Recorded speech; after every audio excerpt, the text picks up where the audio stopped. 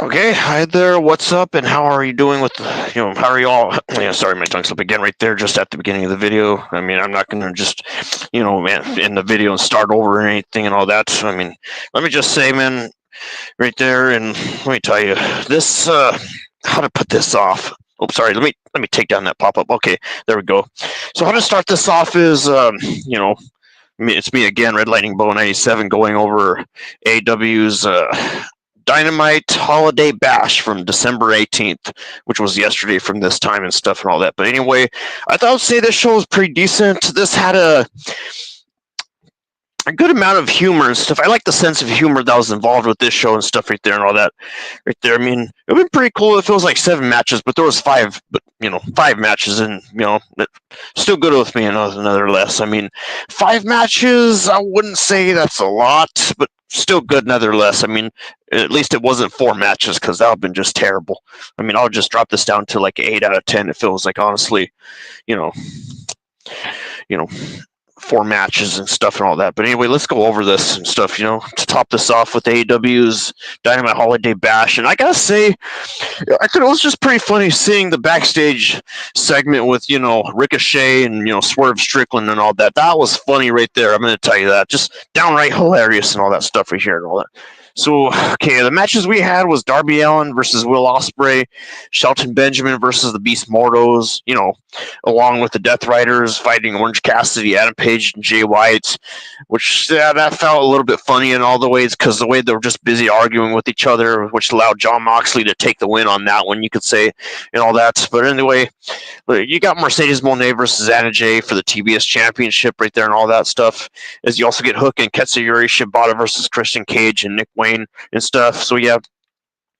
So I think to start all that off is you got Mercedes Moné versus Anna Jay happening right there and all that stuff. To that started off with was Dynamite. The Dynamite pat opening up with White and Cassidy having an interview with Renee Paquette backstage, where they take things to the arena and stuff, with Monet making her way to the ring to defend the TBS title against Jay and stuff. As you can see, the title holder offered a handshake and stuff, but it was just a ruse to slap her in the face and stuff, as the CEO took the challenger down in a headlock. But just from there, just Jay was just far from done in that process. Before you could see Jay just looking more aggressive than usual, but Monet was her usual cocky self, as this was a huge opportunity for Anna, but the champion was acting like this was just another Wednesday and all that stuff. I mean, not just a normal Dynamite. I mean, this Dynamite was pretty good, man. Just fantastic. I loved it. How do I say this? The cooperation and the sense of humor and the promos, like Chris Jericho's New York trip, that was really well done. I like the fancy jazz they played in the background and stuff and all that. Pretty decent. It really gave me that Saturday Night Live vibe and stuff right there. The way Saturday Night Live used to sound like in the good old days and stuff and all that, most specifically in the 2000s, you could say, and all that. But other than that, you could say this match played out in a relatively predictable way, with Jay putting up a great fight and coming close to winning a few times and all that stuff. But the CEO kept finding a way to stay in the match and stuff, as they had a very competitive sequence before Monet hit her finisher to get the win and retain the title and stuff. You could say this was a fun match that reminded us once again that Jay is a future championship, and it had a couple of hiccups, but nothing too bad and stuff right there. So yeah, you get Monet defeating Jay right there and stuff and all that, which allowed her to, I think that allowed her to get 2 titles right there, 2 freaking belts, man. Because I never really did see Monet with 2 belts before and stuff, and I didn't expect that. That was beyond my prediction right there, you could say. But other than that, you could say White is one of those guys who is just funny without even trying. Other than that, the way Monet puts a little extra flair in her moves is why she stands out and stuff. Is she doesn't just choke in someone with her boot. She uses both feet at once while just talking trash the whole time and stuff. Yeah, she does that right there. I know that she has that pattern, you could say, and all that. But besides that, you have Jay just having moved out of the way long before the CEO missed their meteor in the corner, as it looked very awkward and stuff and all that. Besides that, we also had the next match, which was Nick Wayne and Christian Cage versus Hook and Katsuyori Shibata. This one pretty decent. I wish I could have seen more of, to be honest, because how AEW is, man. They only show like a little bit of their matches. I mean, they don't have that. They don't upload that many full shows and stuff and all that. I mean, it's not like they're going to have themselves copyrighted or anything. I mean, that'll be stupid. But nonetheless, I'm telling you, I really enjoyed the show, man. Just fantastic. It was fantastic. And there's some haters that want to hate on, freaking Holiday Bash. No, it was good, man. It was not garbage. It did not suck. No, AEW is not dying. It's not freaking dying. I'm telling you. It's not going out of business. I mean, I'm not kidding. There's some people out there that really need to cut out that crap. Need to cut that crap out. I'm telling you and stuff. Because I mean, let's just say Tony Storms came back, Bandito came back and stuff, and more wrestlers in the future are going to come back as well because they're in injury right now and stuff and all that. Like, Samoa Joe and Edge, for example, right there, because I really want them to come back and stuff, and that's what's been going on. So no, this company's not going out of freaking business. It's not going out of business, I'm telling you. So other than that, this match had a steady pace that allowed all four competitors to look good at different times. So anyway, I think before that, we had MJF coming to the ring, giving a promo about his upcoming match with Adam Cole and stuff. I think that's the part where oh man, I thought it's funny. Come on, I would consider it some sense of humor and stuff. The way MJF showed that image of Adam Cole in a skinny body and stuff right there. I mean, come on, there's no way Adam Cole actually looks like that. I mean, that was humorous, man. Come on. It was like good comedy right there and stuff right there and all that. That's the thing. I mean, it's good that this Holiday Bash showed some sense of comedy. That's the thing right there. So, okay, anyway, you get the segment ending with Cole attacking MJF after tricking him with the video to make him think he was backstage, but no, Adam Cole was right behind him the whole time and stuff and all that. As anyway, the next match saw Hook team up with Shibata to take on Wayne and Cage before, Hook and Wayne began for their teams and stuff. And surprisingly, the latter scored the first takedown on the former FTW championship. And, the wrestler and the Patriarch tagged in and fought for control in the situation and stuff and all that. As the first several minutes of this match were pretty uneventful. You get both teams having the upper hand at different points, but we didn't see anything chaotic like we usually do in AEW tag bouts and stuff right there, which was a good thing in this case. Because honestly, in this match, you could say there was a steady pace that allowed all four competitors to look good at different times, thanks to the interference of Kip Sabian and Shayna Wayne and stuff, as Nick was able to get a surprising pin on Shibata to claim the win. Dude, I'm not kidding. I am not kidding. I really thought Hook and Shibata were going to win this. I really thought they were. Dude, because honestly, okay, I mean, don't get me wrong, this is still a fantastic show nonetheless, but even though I was personally going for Hook and Shibata to beat the Patriarchy, but, you know how they work things out, you know how the Patriarchy does things and stuff on here. So anyway, you got Cage and Wayne defeating Hook and Shibata in the process, and a notable moment from that was, MJF having a picture of Cole photoshopped to look skinnier than pre-serum Steve Rogers. I don't know what. Yeah, pre-serum Steve Rogers. Captain America from the Captain America movie.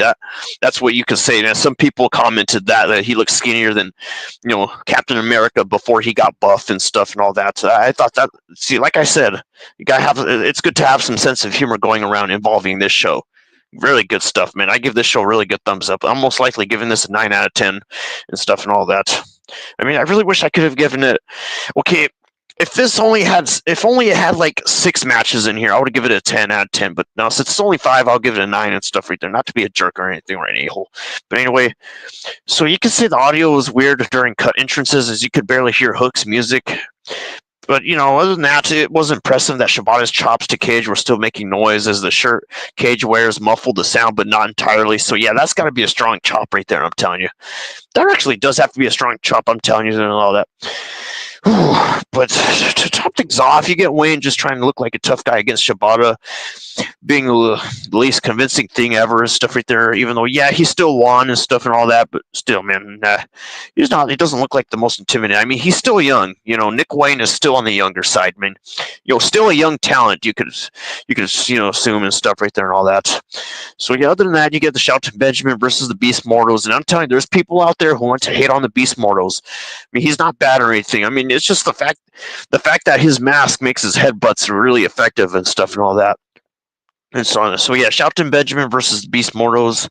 You get Ricochet coming out for an interview, but before he could say too much, you get the Hurt Syndicate joining him in the ring and stuff. Okay, that was kind of funny.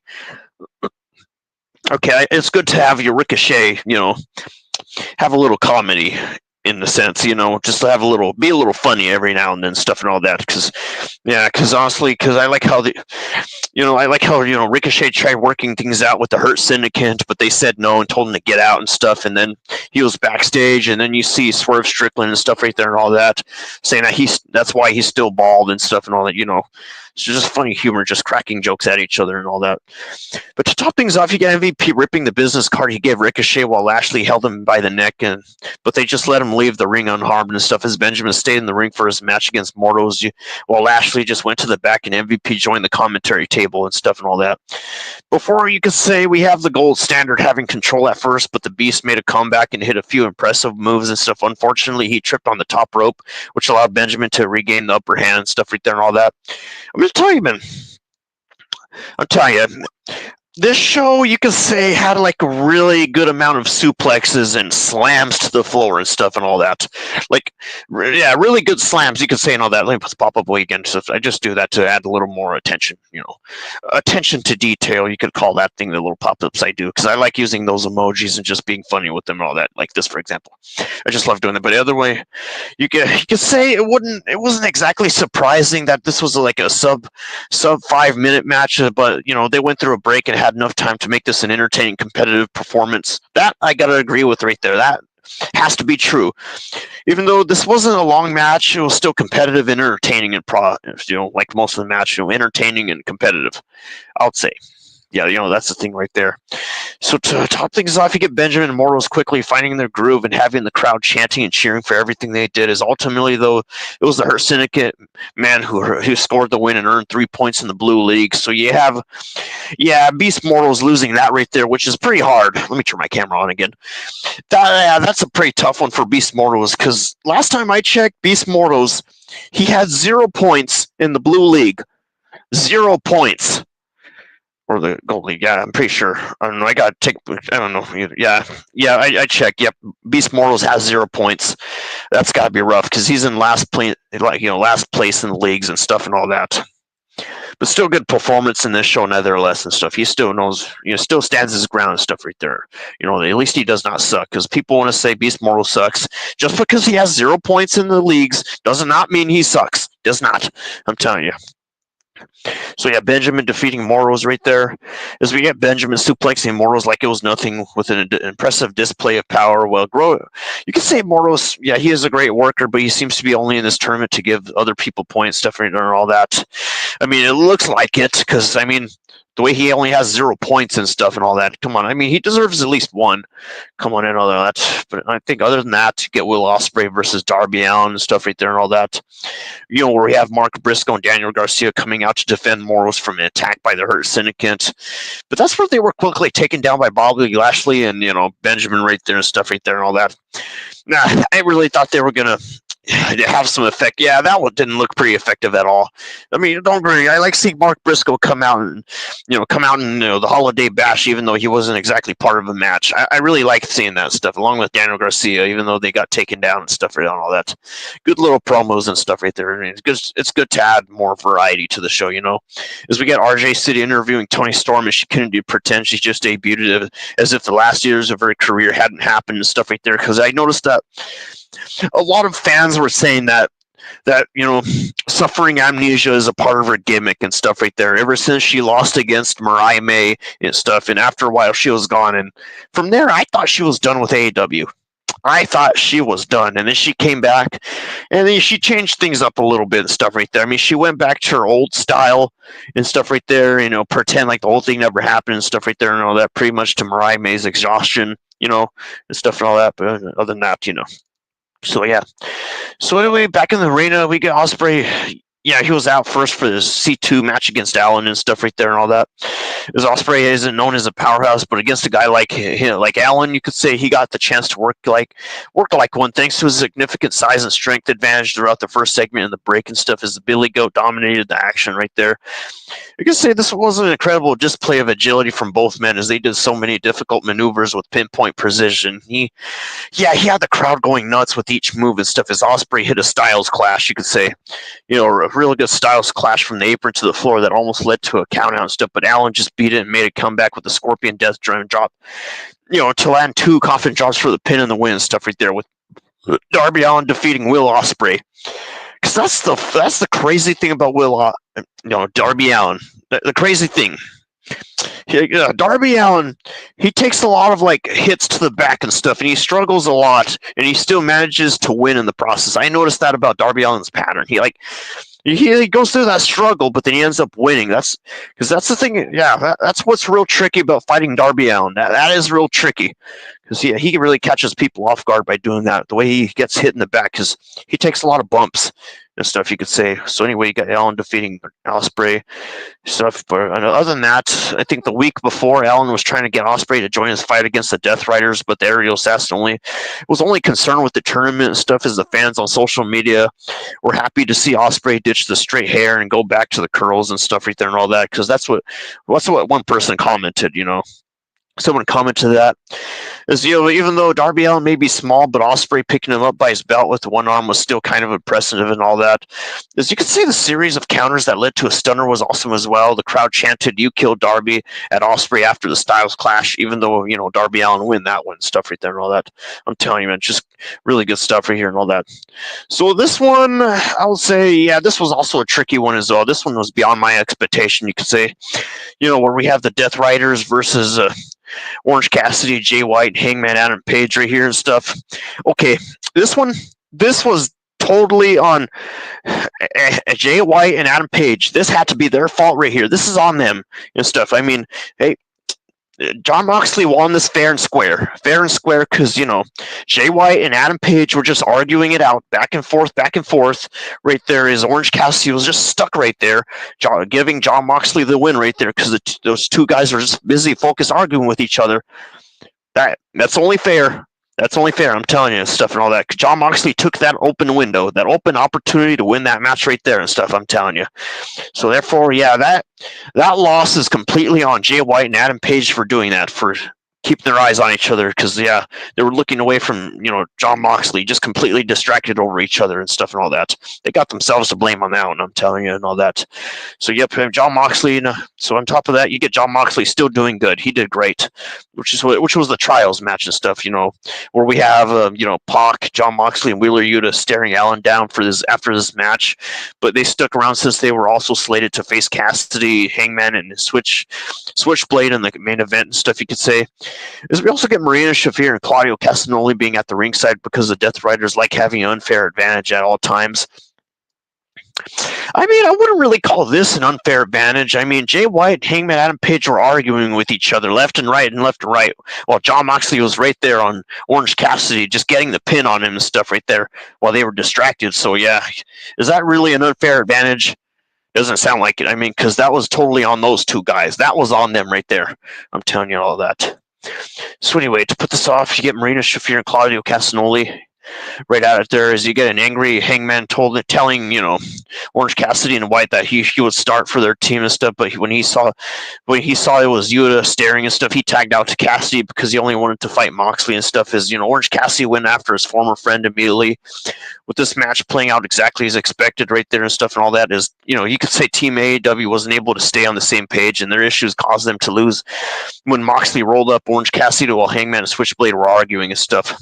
I'm telling you guys, yep, that is on them. That is their fault right there for not keeping an eye on Jon Moxley and stuff right there, man. Jon Moxley is really getting them pretty good, I'm telling you. Jon Moxley has been really getting the wrestlers pretty good. I mean, yep, he's been taking control of these things, Still doing good nevertheless, still doing great.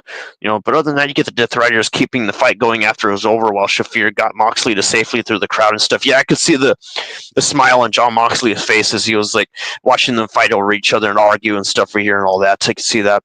So to top that off, yeah, you got the Death Riders defeating Orange Cassidy, White, and Page right there and all that stuff, which was the main event, of course, right there and all that, with Moxley hitting a brutal throat jab to Cassidy that looked about as real as possible without actually hitting him in the throat and stuff right there and all that. How is that not real? I'm telling you and all that. It actually is, in my opinion. But anyway, you get Pac being on another level when it comes to how smooth he is, which another person commented, even if he makes a minor mistake, it looks intentional because he covers it up and stuff and all that. I wouldn't say that matters as much of the show or the main event, you could say.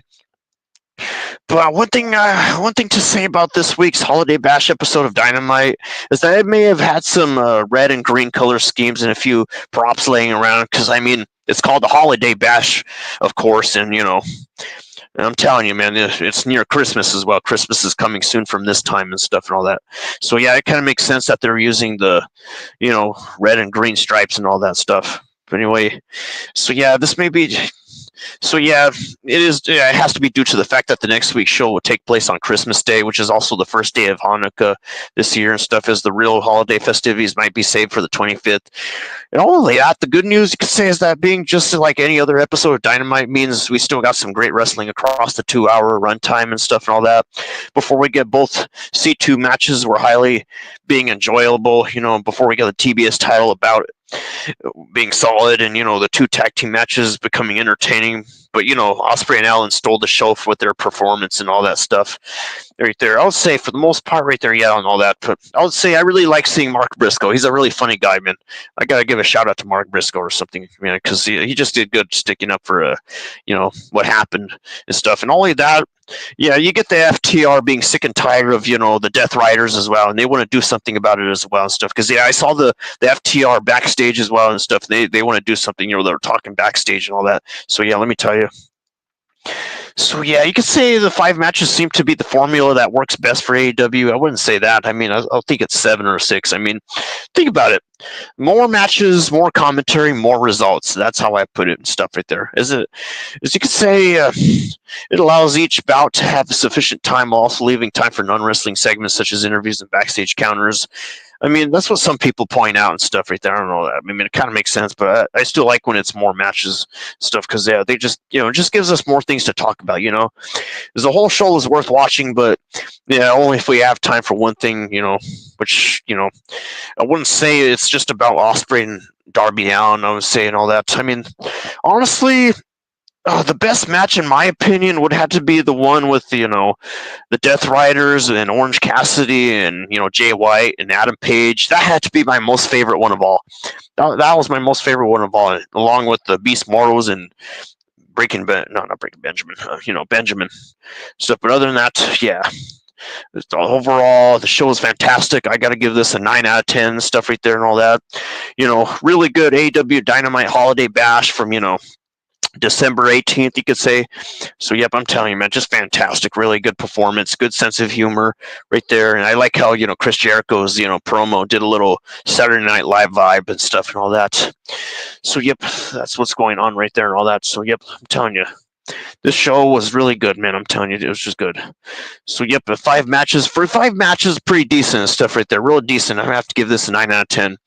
I mean, I would give this a 10 out of 10 if it was like a 6 out of 10 and stuff right there and all that. So yeah, Shelton Benjamin and the Beast Mortals, not Breaking Benjamin. Shelton Benjamin. That's the thing right there.